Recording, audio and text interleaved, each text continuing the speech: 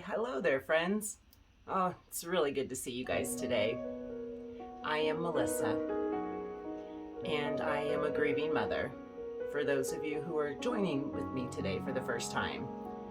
My videos now, I'm talking about teenage grief, and we still have 2 teenagers in our home. So my focus, of course, is a lot on children and their grief, teenagers.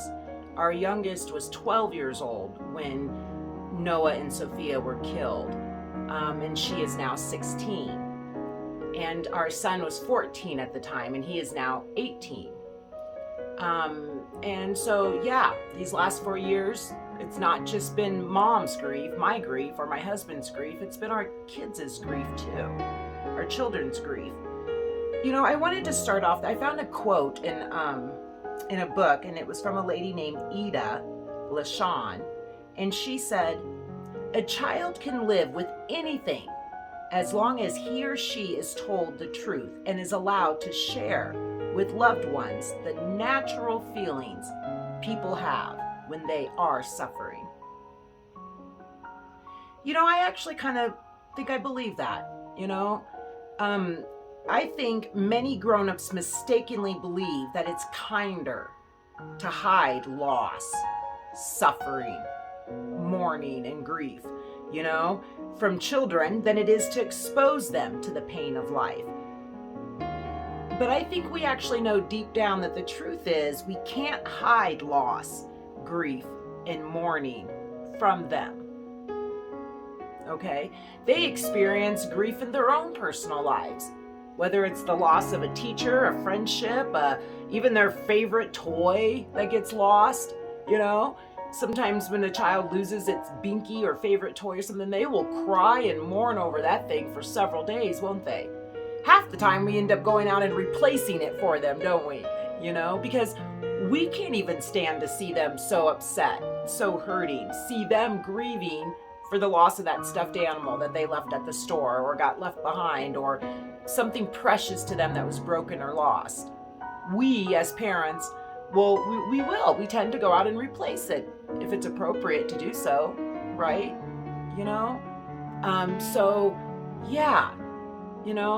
I just believe that children, any child that is old enough to love is old enough to mourn.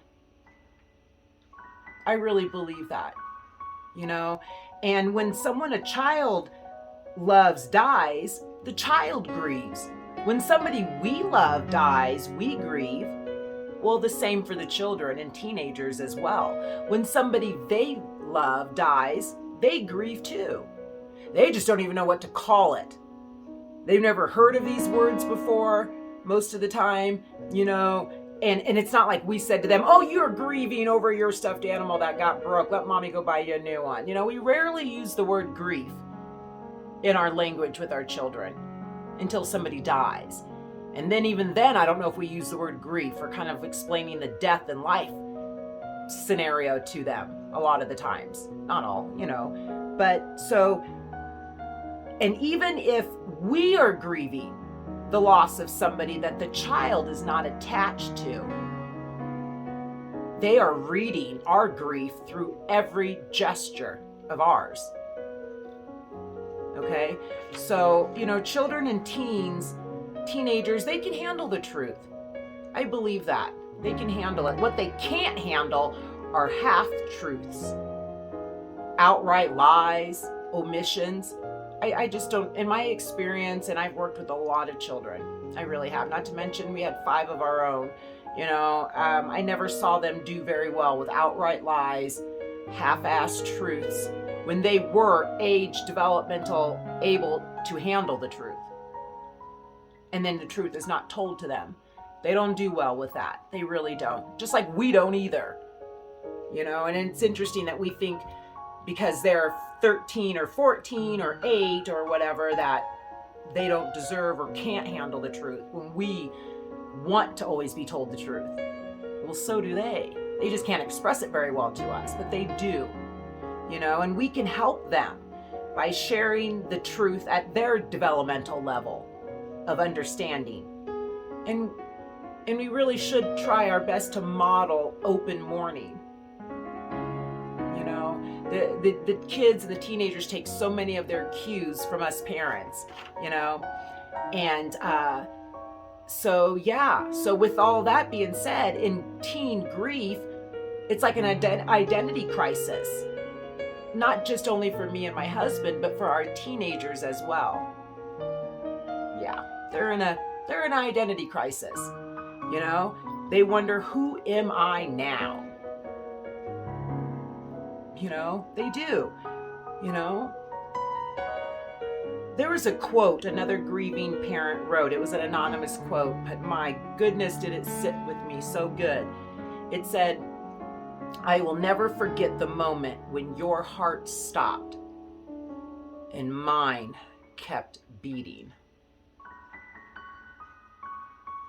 Yeah, I'm not the same person, and neither is Vinny, and neither is Hannah, and neither is Elijah. None of us are the same people. My mother was not the same person. She lived with us when Noah and Sophia were killed. She lived with me for 3.5 years after they were killed. And my mother died December of 2020. So, yeah, we all ask, who are we? Loss definitely can create an identity crisis. Like I said, I'll just take you back to that example of the toddler, that lost its a blanket or stuffed animal. They kind of walk around here just kind of mourning that thing, and they kind of look lost for a day or two, don't they? Wondering, well, who am I? How do I go to bed without my binky? How do I go to bed without my stuffed animal? How could I go ride in the car without my monkey girl? Some of those things. I think about when Noah was young. Noah was, well, of course he was young. He was only 7 when he was killed. But when Noah was about 5, close to 6, somewhere around there, he had a friend next door, a neighbor friend. And this little boy was about 1.5 years younger than Noah, but Noah didn't care. And he loved this little boy, and they played together great. They got along great, so great. And the little boy had a pretty rough life. And the parents were, everything was rough. Mom was young. Everything was really hard for the family. And mom ended up having to take the son and leave the city, and never got to say goodbye. Never said goodbye to us. It was pretty stressful for them, I'm sure, And Noah cried. I still remember like it was yesterday, sitting on Noah's bed with him, rubbing his back, holding him. He just cried, and my heart was just breaking for my little 6-year-old son. And Noah felt the loss of his friend. It's like he understood that he wasn't going to see his friend anymore.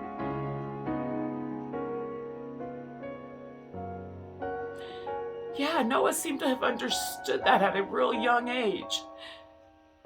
And he cried for that little boy. He cried and he cried and he cried for his friend. And there wasn't anything really I could say to console him, and just let him mourn, and I remember praying over him, inviting the Lord into that moment, because I just didn't even know how to console him. It was even a little overwhelming to me to see a 6-year-old so upset, missing somebody that he had only known for 4 months. But yet those 4 months they played together every day. That little boy was at our house so much. So yeah, when somebody we love is taken from us and taken from these teenagers and these children, they have an identity crisis. They wonder, who am I now? My brother and my sister are gone. The teenagers wonder, where do they go? Noah and Sophia's absence changes everything for our family, everything. Their deaths have hit our hearts and souls. And my teenagers feel themselves changing. We feel ourselves changing. We feel that. The person that we were along with the life and the family we knew, it has been altered forever. Who are the Murphys now?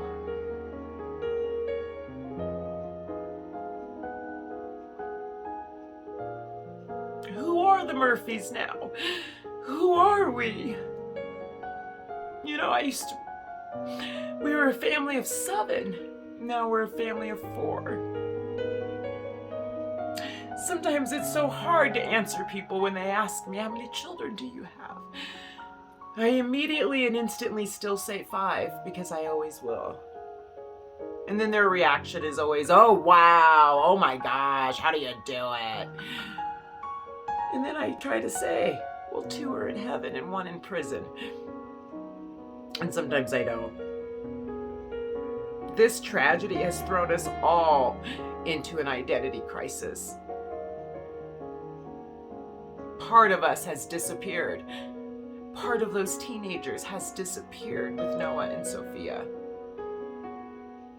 So what do we do with that? You know, it's just like waves on a beach. You know, these unwanted changes, they just keep rolling in, continual and relentless. Yeah. When I was at the beach last summer looking at those waves, that's what it reminded me of. These changes in my life, just relentlessly, continuously, you know? And then the aftershocks pound us in hard. Oh man.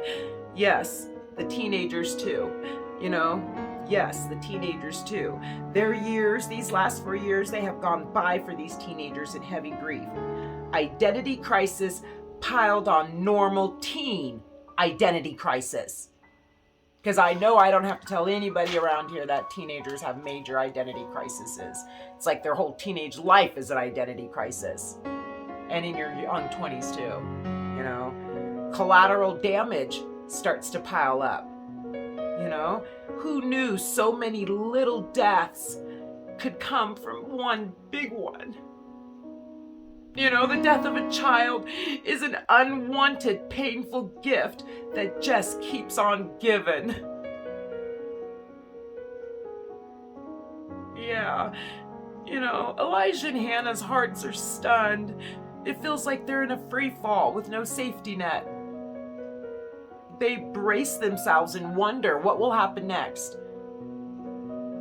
And us parents, we go into this fortress mode, trying desperately to control the damage and protect who and what we have left, which is Elijah and Hannah. You know, these teens, they sense their hearts and lives have changed and are changing swiftly. They sense this, they know it, you know, they hold their breath, and I hold my breath, hoping that all this will soon be over somehow. That all this is soon going to stop and just be all over with, you know. They have dreams about the way things were. They look into the mirror and they say, who is this? Now I look in the mirror and I say, who is this? They look different to themselves, and I look different to myself. We are different. You know, sometimes we don't barely recognize ourselves. You know, we don't. But of course, others tell us in grief, this identity crisis is natural and common and normal experience in grief. Yeah, weathering this storm is going to take some godly grit. Some grit, man, and some guts. Yeah, it sure is.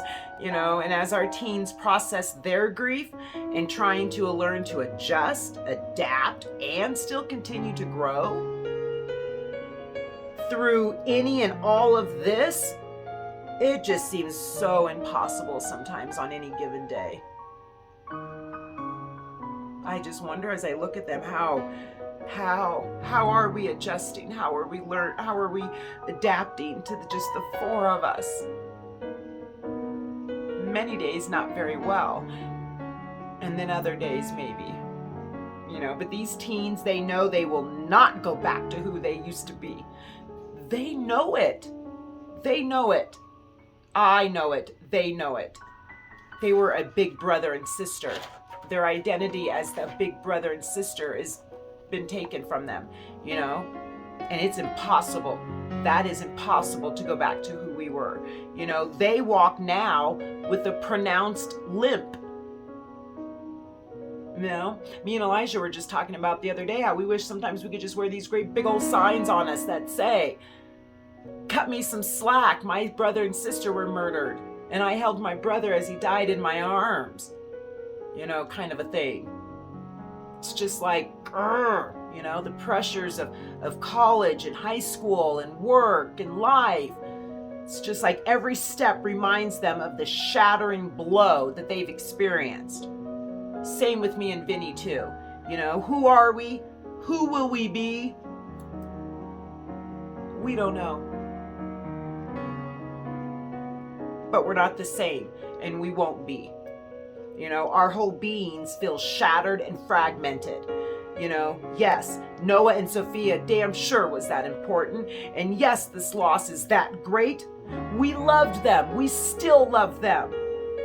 Shit, no wonder we're so broken and hurt. No wonder we feel so broken. Because our worlds have changed, so our future has changed too. Fear has hijacked, and it can hijack our hearts, and the dread too. You can see that with the teenagers, how fear and dread has hijacked their hearts, and at times hope seems to almost disappear for them. The past doesn't determine the future, but it significantly influences it, though, doesn't it? We all know that. We all know that our history significantly influences who we are. It doesn't determine the future, but how we look at this loss and process this grief will have a massive impact on our lives and those closest to us. So history does matter indeed. And yesterday was history for me. And how I handled my grief and how I mourned yesterday has an impact on my teenagers and me and my husband today, and my best friends and the people closest to us. We all have experienced loss, even from an early age, right? Like I talked about, the loss of a binky or teddy bear, those types of losses, all the way up to the most majorest of losses of all, of death, the absence of the people we love. Our personal histories do shape us, and yeah, they still have an impact in the future, and pretty much every teen has a history of loss. Some are more dramatic than others, and some seem very severe indeed. And it's a wonder many teens survive and remain halfway functional. Their pain matters, friends. Teenagers' pain, it matters. Each heart is of incredible, priceless value. Yeah, they need us. They need us. We can make a difference. You can make a difference. Look at your own heart first. It's your most valuable possession, okay? So as we take good care of ourselves, we have more of ourselves to give to those teenagers and children, and sometimes we have to consider our own personal losses as teenagers and young adults too. And the teenagers, there is just so much personal loss that we experience in life, childhood disappointments, moves, separations, divorces, domestic abuse, domestic violence, sexual abuse, estrangements, substance abuse by parents, exposure to traumatic events, bullied, mocked by others, loss of relationships due to conflict, We definitely grieve those too, don't we? And then most importantly, at the tip top, death. So how do you sense these losses have impacted your teenager's life? Have you been able to sense any of these losses in your teenager's life? And then here comes death. So these teenagers have already experienced their own personal losses. They didn't know how to express it, to mourn over it. They didn't know that they were actually grieving over it. No one ever bothered to sit them down to explain to them, you know what? I think you're probably grieving the loss of your best friend. You guys have had this major fight and you haven't spoken in months. And that teenager's not eating, not sleeping well, crabby and moody as all heck. They're grieving the loss of their friendship. And then now here comes death. Oh my gosh. It is a major miracle that these teenagers grow up to be functional. And I'm so concerned for mine. Very much so. Teenage grief is larger and deeper than we can imagine. Teen grief is rarely solely about the current loss, and any more than our weight is the result of what we ate yesterday. Does that make sense? Because sometimes dealing with my teenagers right now, I think, their problem is they're sad over Noah and Sophia. And then they'll tell me, no, that's not it. It is ABC. Teenagers are very much in the moment type people. Okay? They still have their own lives right in front of them. So it's not always about the current loss, even though the current loss of their brother and sister is always back behind that and makes them very much more sensitive, I think, to a lot of other things. Yeah, my teens have their history too. We all have histories. And when we experience a new loss, all the other losses are also there, lined up alongside of it. Yeah, they are. So how we handled previous losses will greatly influence how we approach this one. Yeah. And our children overall had a pretty smooth, easy life. Didn't really experience a whole lot of grief and loss, really. Besides those typical ones, like I said, the binky, the monkey girl, the blanket, Noah's friend that had to be suddenly taken away. Our children have switched schools a couple times. We moved from Nebraska to Colorado. Tried very hard to keep in touch, and we to this day still keep those connections and friendships in Lincoln. But then to lose their brother and sister, the ultimate of all losses. So, life contains a series of losses, doesn't it, friends? So how teenagers see and interpret and respond to these losses will greatly influence their hearts, lives, and relationships. So no matter what their history, there is always hope. So no matter what their history is, I am a big firm believer in God of second chances. And there is always hope for greater growth and healing. I believe that no matter what our history is. But history matters. History matters, and some of us aren't given an opportunity to be able to heal from those or grow from them. And we've been just abuse on top of abuse after abuse. Spend your whole teenage life in abuse, right into adulthood into abuse. Yeah. God, history, dang, y'all, it matters. But it does not determine the present or the future. Okay? It's not what they did, but what they do next that matters most. It is. So I've also observed in grief for teenagers and for myself, having just one other person who will spend time with this teenager, listen to them when they want to talk, and generally keep them company can be enough. Do not underestimate your presence in that teenager's life. We don't necessarily need a whole team of helpers who can be present to our grief, even though we are so blessed if we do. You know?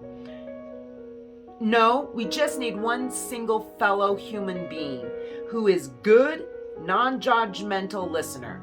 Who is a good, non-judgmental listener. You know? And who is readily available when we need him or her. That one person can sometimes be the difference between hell and healing. For sure. Sometimes our teenagers do need a whole team of helpers. And then other times not necessarily at all. You and I, we can make a difference in these teenagers' lives. You know, I want to end with this, and I'm sorry I went so fast, but I know this video was a little long and I was not wanting to take up a lot of your time. But maybe remember this. Sometimes 1 + 1 equals a whole lot more than 2. Yeah. Sometimes 1 + 1 equals a whole lot more than 2. You can make a difference. You can make a difference in this teenage grief and their identity crisis. Yeah. Well, brothers and sisters, thank you for allowing me to share my heart with you, my experience with you. I gotta find a way to slow some of this all down, don't I, friends? Because it's a lot, all at once, so much at once. And sometimes I get so overwhelmed or even excited to share all this with you too, you know. But be well today, brothers and sisters, and God bless you. And I will see you on the next video.